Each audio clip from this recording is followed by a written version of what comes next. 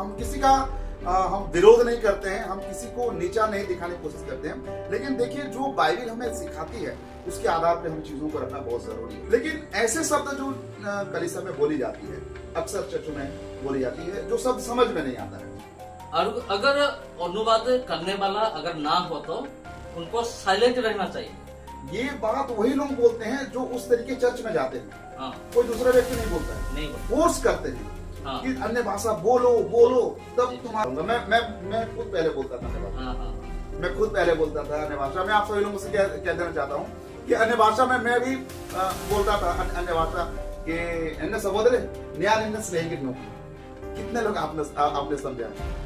अगर जो मलयाली है वो आप समझ सकते हैं। न्याय निन्न स्नेहित। आप मुझे इसका आंसर दीजिए। समझ में नहीं आता। लेकिन आजकल चर्च में जो भाषा बोला जा रहा है ये हमारा भारत क्या, ये दुनिया का किसी भी इंसान समझ नहीं सकता। बिल्कुल कि थियोलॉजी पढ़ना, थियोलॉजी करना ये गलत बात है। लोग सब थियोलॉजी पढ़ के बाइबल को गलत इंटरप्रेट करते हैं। इनको आप क्या कहना चाहिए? नमस्कार, जय मसीह की, प्रभु यीशु मसीह में आप सबों को हमारे चैनल द लाइट ऑफ में स्वागत करते हैं। सो मसीह मेरे प्रिय, जैसे कि थंबनेल देखकर आप समझ गए होंगे कि आज हम किस टॉपिक पे बात करने वाले हैं। जी हाँ, आज हम बात करेंगे अन्य भाषा से संबंधित कुछ बातों को हम रखेंगे और सीखेंगे कि अन्य भाषा क्या है। और स्पेशली आज हमारे साथ एक स्पेशल मेहमान आए हुए हैं और वो काफी लंबा सफर तय करके कम से कम 15-17 घंटे का रास्ता वो तय करके हमारे पास आए हुए हैं। और भाई सामुएल महांती जी, आप हमारे बीच में आए हैं। आप हमारे चैनल में स्वागत करते हैं और बहुत बहुत खुशी की बात है कि आज आप हमारे बीच में उपस्थित हुए हैं। सो भाई को हम हमारे सभी दर्शकों की तरफ से हम स्वागत करते हैं हमारे इस चैनल में। और भाई जब हमारे पास आए हैं तो हमने सोचा कि भाई का हम पूरा हम उपयोग करें, फायदा उठाएं, क्योंकि भाई जो है परमेश्वर के वचन में वो बढ़ रहे हैं और लोगों को सुसमाचार भी सुनाते हैं। और भाई का अपना 2 यूट्यूब चैनल है, एक उड़िया में है, उड़िया लैंग्वेज में है, और एक हिंदी में है। ठीक है, मैं आप लोगों को बता दूं कि भाई उड़ीसा से आए हुए हैं। ठीक है, तो हिंदी में जो भाई का चैनल है बिब्लिकल ट्रीटमेंट करके, और उड़ीसा के अगर कोई दर्शक हमें देखते हैं तो उनका आत्मिक औषधा करके उनका एक चैनल है। आप सभी लोग उन्हें जानते होंगे, उन्हें आप देखते होंगे। ठीक है, तो मैं लिंक डिस्क्रिप्शन में दे दूंगा, आप जाकर उन्हें जरूर से एक बार विजिट करिए। बहुत अच्छे सुसमाचार प्रचारक है। तो आज का जो विषय है अन्य भाषा, उससे रिलेटेड हम प्रभु के दास से हम कुछ सीखेंगे, जानेंगे। तो बहुत बहुत स्वागत है आपका हमारे चैनल में। और देखिए इस समय जो है अन्य भाषा को लेके काफी विवाद बना हुआ है सोशल मीडिया के ऊपर में, आप जानते भी होंगे। विशेष करके स्पेशली अगर हम बात करें तो अंकित सजवान करके एक पास्टर जी है। हम किसी का हम विरोध नहीं करते हैं, हम किसी को नीचा नहीं दिखाने की कोशिश करते हैं, लेकिन देखिए जो बाइबल हमें सिखाती है उसके आधार पे हम चीजों को रखना बहुत जरूरी है। ठीक है, तो मैं आपसे एक सवाल करना चाहूंगा, ये जो अन्य भाषा है जो इस समय बहुत इसका प्रचलन बढ़ रहा है, क्या ये बिब्लिकली है? क्या ये बाइबल के आधार पे है? कहां तक इसे हम बाइबल के आधार पे देख सकते हैं? इसके बारे में आपका क्या कहना? ठीक है, मैं शुक्रिया करना चाहूंगा हमारा भाई अर्पित को। जैसे भाई ने बोला, आज हम एक स्पेशल टॉपिक पर हम बात कर रहे हैं, अन्य भाषा के ऊपर। क्या अन्य भाषा बिब्लिकल है? अन्य भाषा बिब्लिकल है, लेकिन कैसे? परमेश्वर ने जो भाषा दिया है हमारे लिए, ये जो हिंदी हो, अंग्रेजी हो, उड़िया हो, नेपाली हो, जितने भाषा है ये बिब्लिकल है। लेकिन आजकल जो चर्च में चल रहा है, जिसका कोई भी अर्थ ही नहीं है, जिसको कोई अनुवाद नहीं कर सकता, वचन ये भी कहता है कि तुम अन्य भाषा को तुम अनुवाद करो, ट्रांसलेट करो। इसी सब से वो जो भाषा बोला जाता है वो बिब्लिकल नहीं है, लेकिन परमेश्वर ने जो अन्य भाषा दिया है वो बिब्लिकल है। अच्छा, मतलब आपका कहना ये है कि अन्य भाषा जो बाइबल के, क्योंकि ये शब्द तो हमको बाइबल में ही मिलता है ना। जी जी, तो वो बिब्लिकल है क्योंकि वो बाइबल से हमें मिलता है। लेकिन आजकल जो प्रचलन चल रहा है वो बिब्लिकल नहीं है। वो बिब्लिकल नहीं। बहुत बहुत अच्छा जवाब है। और जो लोग इस विषय को लेकर अगर आप कंफ्यूजन हो रहे हैं तो आप कमेंट करके आप अपना सवाल भी रख सकते हैं। तो दूसरा एक सवाल मैं आपके सामने रखना चाहूंगा कि आजकल जो चर्च में जो बोली जाती है ना, इसको समझ में नहीं आता। कुछ ऐसे शब्द है जो मैं बोलना नहीं चाहूंगा, क्योंकि काफी लोगों को ऐसा लगता है कि हम मजाक उड़ा रहे हैं। हाँ। ठीक है, तो हम ऐसे शब्द बोल के उच्चारण करना नहीं चाहेंगे। लेकिन ऐसे शब्द जो कलीसिया में बोली जाती है, अक्सर चर्चों में बोली जाती है, जो शब्द समझ में नहीं आता है और उसे कहते हैं ये बहुत आत्मिक बातें हैं, है ना। तो इसको आप किस तरीके से देखते हैं? जी हाँ, ये बहुत बड़ा सवाल है, ये बहुत अच्छा सवाल भी है, हम सबको जानना चाहिए। आजकल चर्च में जो बोला जाता है इसके बारे में हम तो बातचीत किया है थोड़ा बहुत। फिर भी जिन लोगों को लगता है कि ये दूसरा भाषा है, बाइबल में एक आज्ञा भी दिया गया है। अगर किसी को लगता है कि ये दूसरा भाषा है चर्च में जो बोला जा रहा है, उसका ट्रांसलेट भी किया जाए, उसका अनुवाद भी होना चाहिए। और अगर अनुवाद करने वाला अगर ना हो तो उनको साइलेंट रहना चाहिए। ये जो एक नियम है ना, ये हर एक चर्च ये पालन नहीं करता। अपनी मन से वो दूसरे भाषा बोले जा रहे, लेकिन उनका कोई ट्रांसलेटर नहीं है। अगर किसी को लग रहा है कि ये सच में परमेश्वर की भाषा है, अन्य भाषा है, उनका ट्रांसलेट भी करो। ये कोई रिक्वेस्ट नहीं है, परमेश्वर ने ये आज्ञा दिया है, करो बोल के। मेरे हिसाब से ये होना चाहिए। अच्छा, तो मेरे मन में जब आप बोल रहे हैं तो एक सवाल ये भी उठ रहा है कि जैसे कि हम मानते हैं कि जो ना समझे जाने वाली जो बातें हैं, जो एक भाषा है, वो बिब्लिकल नहीं है, ठीक है। हाँ। लेकिन कुछ लोगों का मानना ऐसे है कि भाई ये तो हमारे अंदर ऑटोमेटिकली निकलता है, अद्भुत तरीके से निकल रहा है, इसके लिए हमने कभी प्रैक्टिस नहीं किया है, कभी किसी से सीखा नहीं है। कुछ लोगों का ऐसे मानना है। तो ऐसे क्यों होता है, इसके बारे में आप क्या कहेंगे? जी, ये भी अच्छा सवाल है। देखिए, अगर कोई भी चीज हो, एक चीज को अगर हम बार बार हम याद करते हैं, प्रैक्टिस करते हैं, तो वही हमारा अंदर वो बस जाता है और अपने आप ही निकलता है। मैं के एग्जाम्पल देना चाहता हूँ। मैं जब 10 साल पहले का बात मैं कर रहा हूँ, मैं बहुत फिल्म और गाने का बहुत प्रिय था। तो उस टाइम क्या होता था, अगर कोई गाना मैं सुनता था, अगर माइक में बाज रहा है, कोई गाना आ रहा है, मैं सुनता था, अगर मुझे अच्छा लगता था तो बाथरूम में हो, किचन में हो, अपने आप ही निकल आता था वही गाना, वही साउंड, वही वॉइस। ये जो दूसरा भाषा आजकल जो लोग बोल रहे हैं, ये भी इस टाइप का है। वो इस भाषा को प्यार करते हैं, उसको अच्छा लगता है, वो प्रैक्टिस करते हैं, इसीलिए अपने आप ये निकल आता है। बहुत गंभीर बात प्रभु दास ने बहुत अच्छी बात कही है कि सच में जो लोग, देखिए, और एक बात आप नोटिस करना, ये बात वही लोग बोलते हैं जो उस तरीके चर्च में जाते हैं। हाँ। कोई दूसरा व्यक्ति नहीं बोलता है, है ना। तो वो जो वातावरण जो उनको मिलता है, जो माहौल उनको मिलता है, हाँ। उस माहौल के आधार पे उनके कान में बार बार वो बात रिपीट हो रहा है ना। और कहीं ना कहीं ये भी बहुत बड़ा एक सच्चाई है कि जो पास्टर होते हैं वो फोर्स करते हैं कि अन्य भाषा बोलो तब तुम्हारे अंदर पवित्र आत्मा, ये पवित्र आत्मा का एक चिन्ह है ना। कई लोग तो ऐसे भी बोलते हैं कि भाई तुम अन्य भाषा नहीं बोलते हो तो तुम्हारे अंदर पवित्र आत्मा ही नहीं है। कितना एक गलत धारणा है ना। तो इन सारी चीजों को लेके कहीं ना कहीं विश्वासी काफी प्रेशर में पड़ जाता है और विश्वासी ये सोच बैठता है, मैं अन्य भाषा नहीं बोल रहा हूँ तो मेरे अंदर पवित्र आत्मा नहीं है, मेरा उद्धार नहीं होगा। ऐसे कई बार मेंटली प्रेशर पड़ता है विश्वासी को। और जैसे कि आपने कहा कि माहौल उनको मिलता है, जैसे कई लोग बोल रहे हैं साइड में, इधर वाला, बगल वाला, आगे वाला जो बोल रहा है अन्य भाषा, तो वो चीज कहीं ना कहीं माइंड में वो काम करती है, बैठ जाता है उनके अंदर। बिल्कुल वो निकल जाता है अपने आप। बिल्कुल। तो ये जो है हमारी दिमागी बातें हैं और ये ऐसा होता है, ठीक है। इसे मैंने भी एक्सपीरियंस किया है और मेरे साथ जो कुछ हुआ है, मेरी गवाही अगर मैं आप लोगों को बताऊंगा तो बड़ा अद्भुत है अन्य भाषा को लेकर, ठीक है। तो फिर कभी अगर समय मिलेगा तो मैं आप लोगों को मेरे गवाही भी मैं रखना चाहूंगा। मैं खुद पहले बोलता था अन्य भाषा, मैं खुद पहले बोलता था अन्य भाषा। मैं आप सभी लोगों से कह देना चाहता हूँ कि अन्य भाषा में मैं भी बोलता था अन्य भाषा जो चर्च में जो होता है। तो खैर छोड़ो, आने वाले दिनों में मैं उसको जरूर से रखूंगा, ठीक है।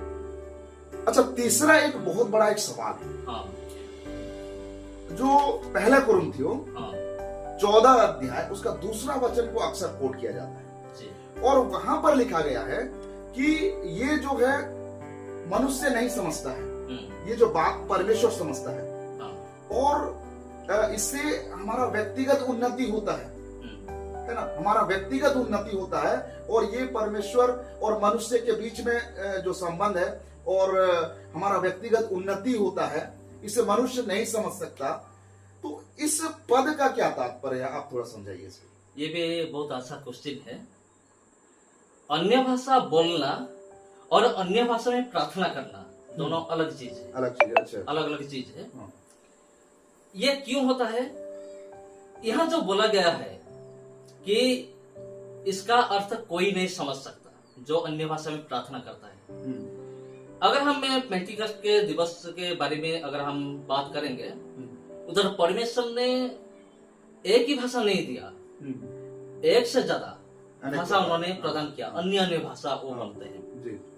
तो मेरा कहने का तात्पर्य ये है, फॉर एग्जाम्पल अगर मैं उड़ीसा का हूँ, भाई ने बताया मैं उड़िया समझ रहा हूँ, अगर भाई भी उड़िया है, उड़िया के अलावा उनको कोई भी समझ नहीं आता। फॉर एग्जाम्पल अगर परमेश्वर ने मुझे दान दे दिया, उसी टाइम मैं प्रार्थना करते समय ऑटोमेटिकली चाइनीज निकल गया, प्रार्थना करने लगा। कोई नहीं समझता, मतलब कौन समझेगा? कोई नहीं समझेगा, क्योंकि वो परमेश्वर से दिया हुआ वो भाषा है, लेकिन उनको इंसान नहीं समझता है। उसका मतलब ये है, तात्पर्य ये है। अगर मैं उड़िया के अलावा अगर चाइनीज या फिर जापानीज अभी बोल दूं तो किसी को भी समझ में नहीं आएगा, लेकिन वो परमेश्वर से बात करता है क्योंकि परमेश्वर समझता है। इसका मतलब ये है। बिल्कुल बिल्कुल। देखिए, ये बहुत अच्छी बात कही, और मैं इसके लिए भाई का शुक्रिया अदा करूंगा कि अभी भाई को उड़िया मालूम है, हिंदी मालूम है, इंग्लिश मालूम है, लेकिन भाई को मलयालम नहीं मालूम है। मुझे थोड़ा बहुत मालूम है, मैं सीखा हूँ थोड़ा बहुत मलयालम में, मलयाली लोगों के साथ में भी मैं रहा हूँ। मैं अगर भाई को बोलूंगा कि एन्ने सहोदरे न्यान इन्ने स्नेहिकिन्नु, कितने लोग आपने समझा? अगर जो मलयाली है वो आप समझ सकते हैं, न्यान इन्ने स्नेहिकिन्नु। आप मुझे इसका आंसर दीजिए। समझ में नहीं आता। तो मैं कहूंगा ये परमेश्वर और मेरी बात है, आपको समझ में नहीं आएगा। मैंने भाई से कहा, अब मैं इसको उड़िया में बोलूंगा, मुंह आपन को बेसी भलो पाए। हाँ, समझ में आया। समझ गया, मैं आपसे बहुत प्यार करता हूँ, है ना। तो जो समझ में आती है वही बात पेंतिकोस के दिन में भी हमने देखा था, है ना। और वो पहला एक ऐसा उदाहरण था, अन्य भाषा के बारे में एक उदाहरण था। उसके अलावा कोई दूसरी बातों को अगर हम देखते हैं तो बिल्कुल भी हम परमेश्वर की शिक्षा से हम अलग हो जाते हैं। इसको हमको जानना है। मैंने एक वीडियो भी उसके बारे में मैंने बताया है कि अन्य भाषा दिए जाने का क्या मकसद था। लिंक डिस्क्रिप्शन में दे रहा हूं, अगर आपको सच में जानना है तो जाकर उस वीडियो को जरूर से देखिएगा।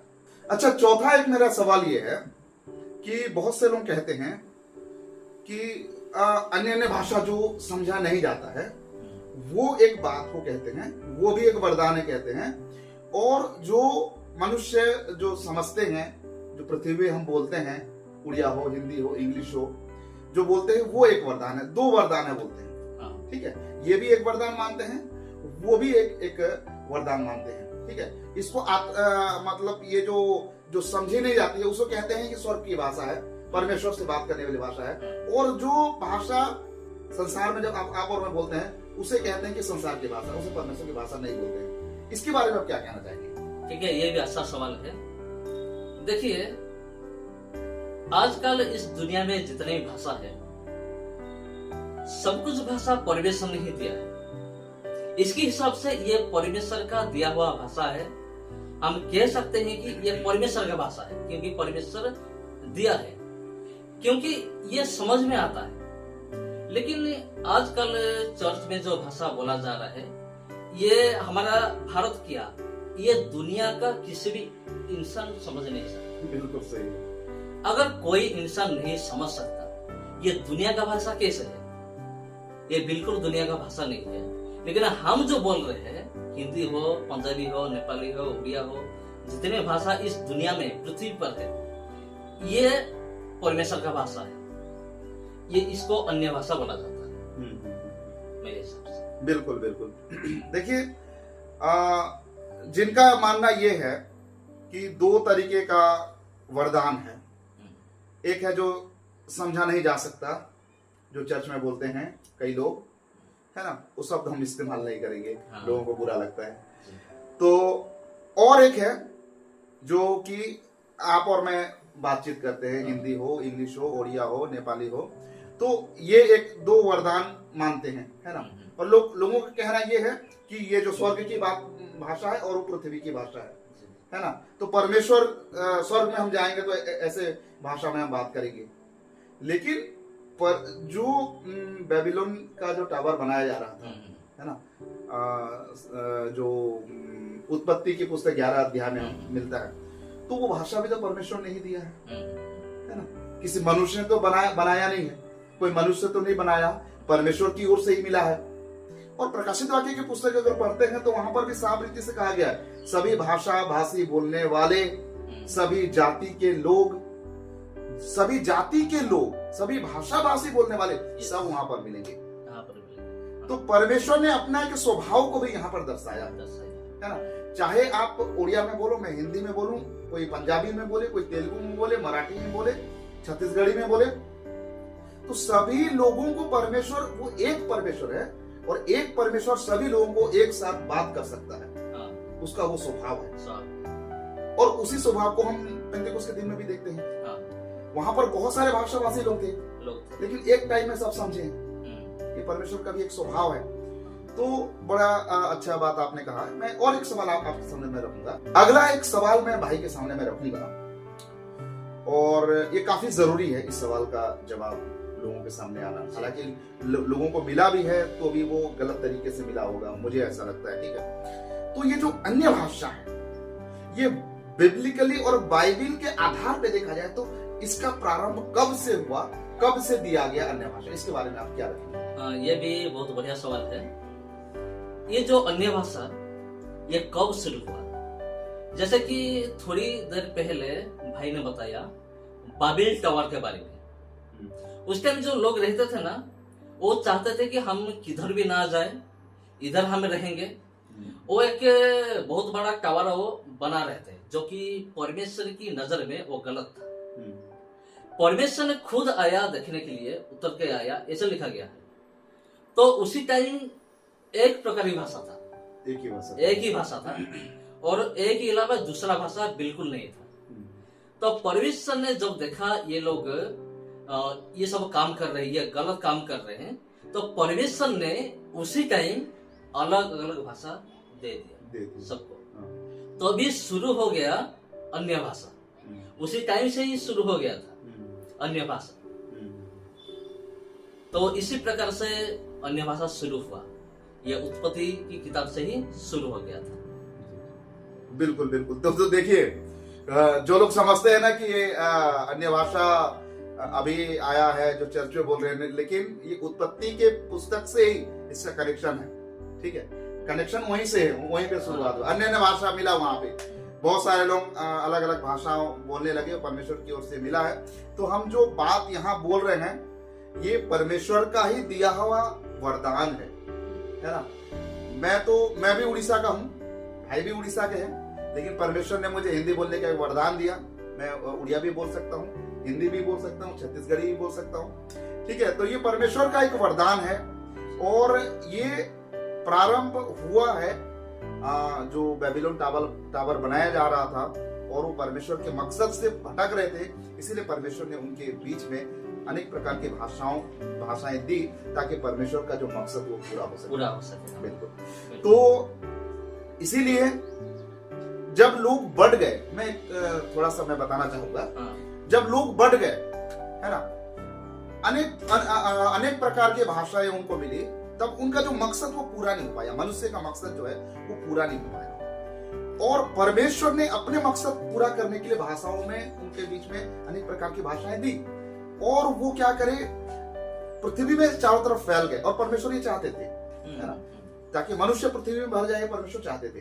तो मनुष्य जो है पृथ्वी के अलग अलग प्रांत में वो बिखर गए, और क्योंकि कम्युनिकेशन अगर ठीक नहीं है या फिर हमारे बीच में समझ ही नहीं रहेगा, तो हम साथ में कहाँ रहेंगे? हम साथ में रह नहीं सकते ना। हम वहीं जाएंगे जहां पर लोग हमें समझते हैं, हमारी भाषाओं को समझते हैं, हम वहीं पे जाएंगे। तो अपना अपना ग्रुप बना लिया और पृथ्वी के चारों तरफ वो बिखर गए, है ना, अनेक अनेक जगह में चले गए। अब देखिए, जब प्रभु यीशु मसीह इस धरती में आया इजराइल में, और वो कालवरी क्रूस में आपके और मेरे लिए गुनाहों के लिए वो कालवरी क्रूस में उसने जान दिया, तो क्या केवल उन्हीं लोगों के लिए थे? प्रभु यीशु मसीह क्या उन्हीं लोगों के लिए कुर्बान हुआ था? जो लोग आरामी या हिब्रू जो भाषा समझते थे, क्या उन्हीं लोगों के लिए था? नहीं, पूरे समग्र मानव जाति के लिए था, सबके लिए, है ना, पूरे मानव जाति के लिए उद्धार था। तो हमारा परमेश्वर कभी पक्षपात नहीं करता है, और ये उद्धार का संदेश सब लोगों तक पहुंचना चाहिए। मेरा एक सबसे बड़ा एक सवाल आप लोगों से है, अब कैसे पहुंचेगा, है ना? परमेश्वर ने जो उद्धार आपको और मुझे दिया है, ये उद्धार अलग अलग प्रांत के लोगों के पास कैसे पहुंचेगा? कैसे पहुंचेगा ये? क्योंकि परमेश्वर ने तो बहुत सारी भाषाएं लोगों के बीच में लाया, और लोग बिखर गए सब तरफ। तो क्या उद्धार केवल इस्राएलियों के लिए था, जैसे कि कुछ लोग समझते भी है? समझते हैं। आज भी ऐसे बहुत सारे लोग हैं जो समझते हैं कि उद्धार केवल इस्राएलियों के लिए है। नहीं, लेकिन परमेश्वर ने जो भाषाओं की गड़बड़ी डाली, तो परमेश्वर ने ऐसा एक प्रबंध किया कि उस अन्य अन्य भाषाओं को समझने वाला एक व्यक्ति परमेश्वर की ओर से नियुक्त हो, और ये एक चिन्ह ठहरा दिया कि जिस पर पवित्र आत्मा आएगा वो ये बात बोलेंगे उस समय पे, क्योंकि सुसमाचार प्रचार होना था ना, सुसमाचार का प्रचार होना था। ये उद्धार का सुसमाचार सारे जगत में फैलना है, सब लोगों के बीच में फैलना है। इसीलिए सब लोगों को उद्धार का संदेश मिलने के लिए एक वरदान परमेश्वर ने अपने सेवकों को दिया, अपने चेलों को, ठीक है। और ज्यादा हम इसे एक्सप्लेन नहीं करेंगे, इसके बारे में मैंने ऑलरेडी वीडियो बनाया हुआ है। मैं फिर से एक बार कह रहा हूं कि मैं लिंक डिस्क्रिप्शन में दे रहा हूं, अब जाकर उन सारी बातों को देख सकते हैं। तो आज का ये डिस्कस जो हमने किया है, मैं समझता हूं बहुत लोगों के जीवन में एक आशीष का कारण बनेगा। और एक लास्ट एक सवाल मैं आपसे पूछता हूं। कई लोगों का ऐसा मानना है कि थियोलॉजी पढ़ना, थियोलॉजी करना ये गलत बात है, लोग सब थियोलॉजी पढ़ के बाइबल को गलत इंटरप्रेट करते हैं। इनको आप क्या कहना चाहेंगे? नहीं, थियोलॉजी पढ़ना गलत नहीं है, थियोलॉजी पढ़ना चाहिए, क्योंकि परमेश्वर ने किसी ना किसी माध्यम से हमें सिखाता है। परमेश्वर थियोलॉजी के माध्यम से, या फिर किसी परमेश्वर के दास के माध्यम से परमेश्वर ने हमें सिखाता है। परमेश्वर का जो माध्यम है वो भी अलग अलग है। इसीलिए अगर कोई बुलाहट आता है थियोलॉजी पढ़ने के लिए, बाइबल कॉलेज जाने के लिए, तो जाना चाहिए, क्योंकि ये भी परमेश्वर की मर्जी होता है। जी जी जी, बहुत बढ़िया, बहुत बढ़िया। तो देखिए, जो लोग ऐसा मानते हैं थियोलॉजी पढ़ने के बाद लोग बाइबल को गलत इंटरप्रेट करते हैं, तो ये उनकी सबसे बड़ी एक गलती है, गलतफहमी है। और जो लोग ऐसा समझते हैं, मैं उन लोगों से कह देना चाहता हूँ, थियोलॉजी का मतलब क्या? ईश्वर से संबंधित ज्ञान के बारे में जो हम सीखते हैं, सिखाते हैं, उसे थियोलॉजी कहा जाता है। अगर ईश्वरीय संबंधित ज्ञान अगर गलत है तो अब हम इसके बारे में कुछ कह भी नहीं सकते, है ना। तो बहुत बहुत धन्यवाद आपका, जो आप हमारे बीच में आए और जो अनमोल वचन आपने हमें दिया, इसके लिए हम आपका बहुत आभारी है। और ये दिन एक ऐतिहासिक दिन साबित होगा, क्योंकि भाई हमारे बीच में आके परमेश्वर का वचन से बातें करें, और हम मौका नहीं गवाएंगे, और हम चाहेंगे कि प्रभु के दास से जब तक हमारे साथ में है और भी हम कुछ सीखें। और मैं कोशिश करूंगा कि और भी चीजों को मैं भाई से हम सीखेंगे, ठीक है। तो हम पूरा फायदा उठाएंगे भाई का, ठीक है। जब हमारे बीच में आया तो हम इनका पूरा फायदा उठाएंगे। तो आज के लिए तो मैं उम्मीद करता हूं आज के इस संदेश से आप लोगों ने परमेश्वर का वचन को सीखा होगा और परमेश्वर आपके जीवन में कार्य किया होगा। अगर आपके मन में फिर भी कोई डाउट है तो आप कमेंट सेक्शन में जाके सीखना चाहते हैं तो सीखने की मनसा रखते हुए आप कमेंट करें और हमसे सवाल कर सकते हैं, उसका जवाब हम जरूर आपको देंगे। आपको फिर से एक बार मैं दिल से धन्यवाद करता हूं जो आप हमारे बीच में आए। तो आज के लिए बस इतना ही, मिलते हैं अगले और नए वीडियो के साथ। तब तक के लिए प्रभु आप सबको आशीर्वाद प्रदान करे। आप सबको नमस्कार, जय मसीह की, praise the Lord, God bless you, जय मसीह।